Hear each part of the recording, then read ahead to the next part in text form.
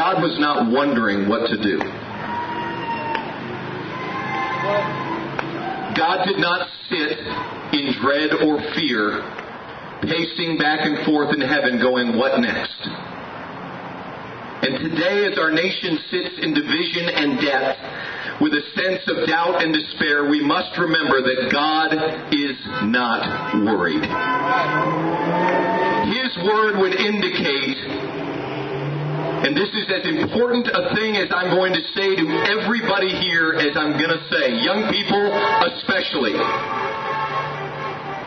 The Bible would indicate that we were born for such a time as this. That deep within us beats the heart of a champion, of an overcomer. Psalm 139 tells us that before each of us was created in our mother's womb, God looked at each one of us before He made us, and He put everything in its place. He created you with a special plan and a special purpose. And it is not a cosmic coincidence. It is divine order that you were born for a time like this.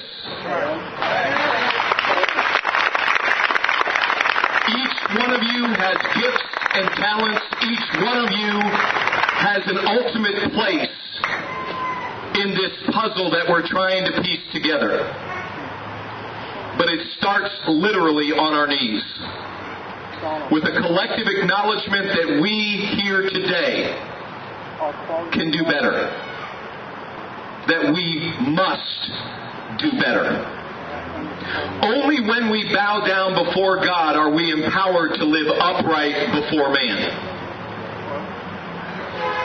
At the risk of offending somebody here that may not share my faith, I can live with that.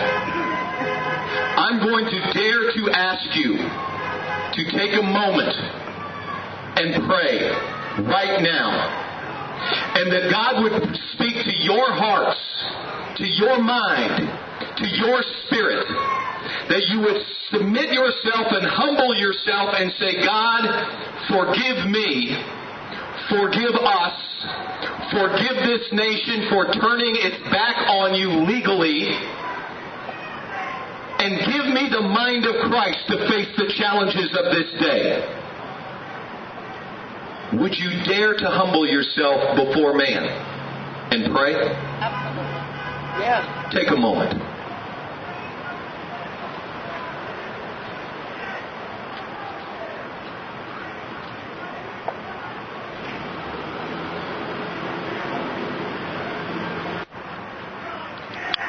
Don't let people distract you. The beautiful part of America is people have the right to opinions and people have the right to be wrong.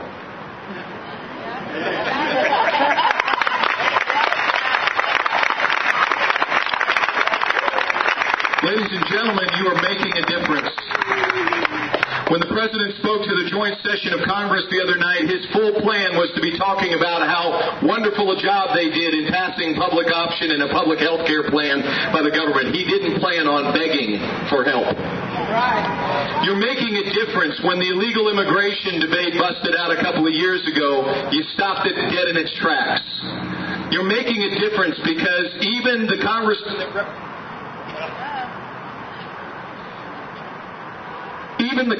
that represents you has been taken aback by the turnout. The turnout.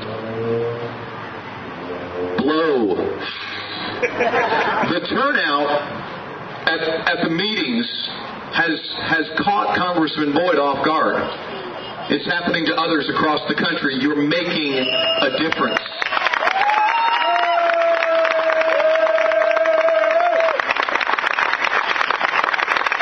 But I want to caution you. Earlier, one of the speakers talked about strategic actions. I want to caution you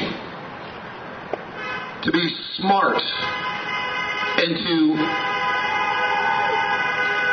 allow your passion to be restrained by prayer. To not react in a given situation, but to respond. The politics of the day would suggest that we build consensus on compromise. The Republican Party is in disarray today because... That's a dramatic pause. You were just wondering, why are they in disarray today? They're in disarray today because the Republican Party wants to win elections. I challenge the Republican Party, win hearts and minds, the elections will follow.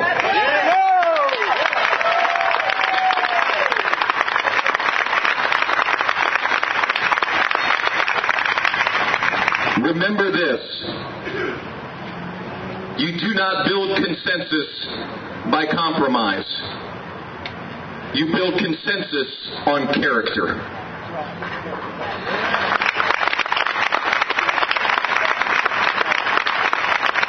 From this day forward, we must resolve to elevate the debate.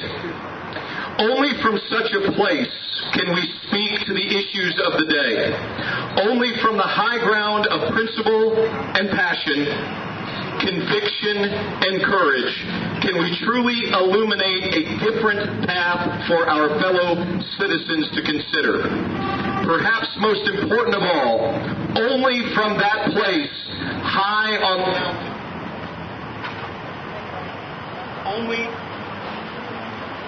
Only from that place high.